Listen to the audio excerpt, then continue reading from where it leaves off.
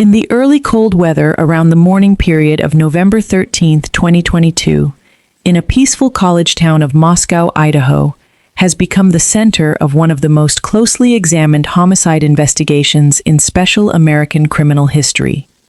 Just imagining students walking home late at night without much concern and playing with each other, and neighbors leaving their doors unlocked, then here comes a serious violent crime that was so much uncommon that many residents fight to imagine it happening there at all. The powerful house at 1122 King Road stood on a gentle slope watching a neighborhood filled with student habitation, a place where students moved constantly, where friends gathered and talked about football games. Roommates came, played, and went at different hours. From the mindset of outsiders, it popped up like countless times, and other off-campus homes which were taken by university students, lively on weekends and always peaceful during exam periods. Sometimes, the investigators would later describe its unusual structure, which has multiple entrances and varying floor levels as details that became unexpectedly significant once they began reconstructing the events of that night. Day after, in the beautiful home lived 6 young women whose lives always revolved around the ordinary rhythms of university life. 4 of them were Kaylee Goncalves, Madison Mogan, Xana Kernodle, and Ethan Chapin, the Never See Another Sunrise. The 2 other roommates who were sleeping elsewhere in the house survived the night physically unharmed, which their accounts later become central pieces of the investigation. In the early Saturday evening, it had already unfolded much like hundreds before it. Friends that attended social gatherings, football celebrations filled the town. The restaurant stayed busy 24 hours, and students documented moments of ordinary happiness through the means of photographs and social media posts. Kaylee Goncalves and Madison Mogan by name spent almost part of their evening downtown before returning home in the early morning hours. Xana Kernodle and Ethan Chapin was seen attending another gathering nearby before also making their way back to King Road. By all outward appearances, nothing suggested that these routine decisions would divide with extraordinary violence only hours later.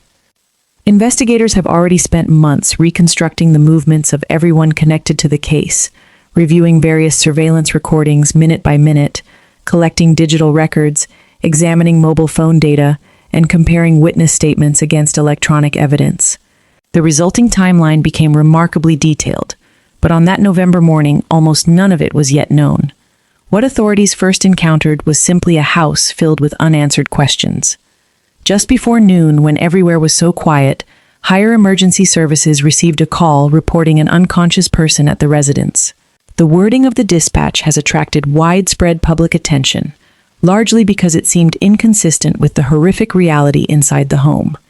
Yet investigators have explained that emergency calls often show only the limited understanding of the caller during moments of extreme confusion and distress. Responding officers arrived expecting to see one situation and instead found something altogether different. Within a few minutes, the property has already transformed into an active homicide scene unlike anything the Moscow Police Department had experienced in decades. Officers secured the area while investigators from multiple agencies began arriving. Detectives quickly found out they were dealing with 4 victims. Each victim suffered fatal stab wounds. There were no immediate signs of forced entry that could easily explain how the killer had entered. Equally striking was the apparent absence of any obvious attempt to show what had happened. The violence itself seemed targeted, deliberate, and astonishingly swift. The university community has already received the news of what happened. Disbelief rapidly gave way to fear. Parents started calling their children repeatedly.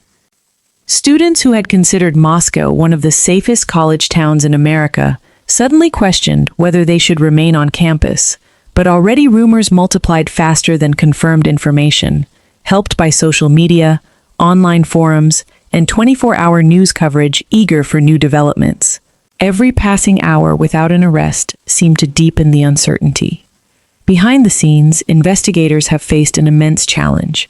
A crime scene full of this complexity demanded total patience rather than speed. Every surface, every footprint, every strand of hair, every electronic device, and every possible biological trace required careful documentation. The smallest overlooked detail could determine whether the investigation eventually succeeded or stalled indefinitely.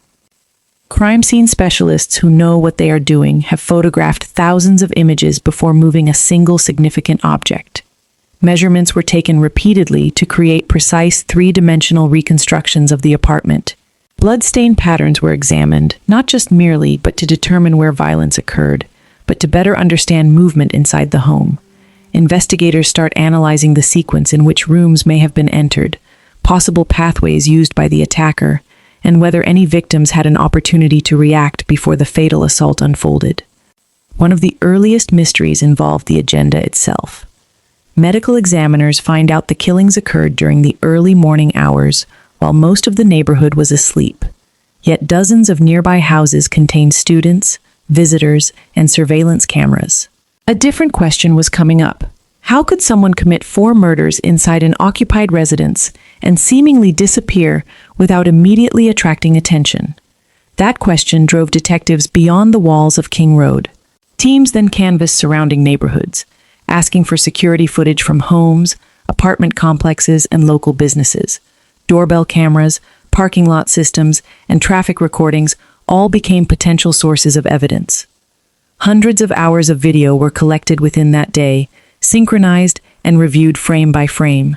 What initially appeared to be an impossible search gradually revealed subtle patterns that would later become increasingly significant. Investigators started constructing a digital schedule for everyone known to have been at or near the residence. Modern homicide investigations hardly depend upon a single piece of evidence. Instead, they resemble enormous puzzles assembled from countless independent fragments. Cell phone connections, location data, financial transactions, social media activity, surveillance imagery, eyewitness observations, and forensic laboratory results each provide only partial perspectives. When those perspectives line up, investigators start to gain confidence that they are approaching an accurate reconstruction of events. Among the surviving roommates, one account would surely later become particularly important. In the night, one roommate reported that he kept hearing unusual sounds that initially seemed consistent with ordinary activity in a busy student house. At that point, she believed she heard someone say that another person was there. Later, after she opened her bedroom door more than once, she reported that she saw an unknown male figure dressed in dark clothing walking past her toward the rear sliding glass door before leaving the residence. Frozen with fear, she then remained inside her room. That observation alone did not identify a suspect. Under stressful conditions, you will believe that witness memories can be incomplete, and investigators are careful not to rely exclusively on human recollection. But yet portions of the description would eventually become one element among many, neither standing alone nor existing in isolation. Meanwhile, some forensic scientists focused intensely on biological evidence recovered, which was from the scene. Unlike television dramas, DNA analysis is frequently instantaneous. Samples were documented, preserved, processed, and interpreted according to strict scientific procedures, were designed to withstand scrutiny in court. Contamination risks are taken seriously because even the smallest procedural error can undermine confidence in otherwise reliable findings. One item recovered by investigators would become particularly important. A knife sheath was discovered near one of the victims. Although the murder weapon itself was not found at the scene, the sheath represented something potentially even more valuable. If handled by the perpetrator shortly before or during the attack, it might preserve microscopic biological material invisible to the naked eye. Laboratory specialists then carefully examined the object, searching for any recoverable genetic profile. What they eventually identified would become one of the earliest forensic threads connecting the crime scene to an individual unknown to investigators at that moment. But DNA alone rarely solves a homicide. But it must be placed within a broader context, supported by independent evidence capable of explaining how and why that genetic material came to be present. While laboratory work progressed, another investigative team noticed something unusual hidden among hundreds of surveillance recordings collected from throughout the area.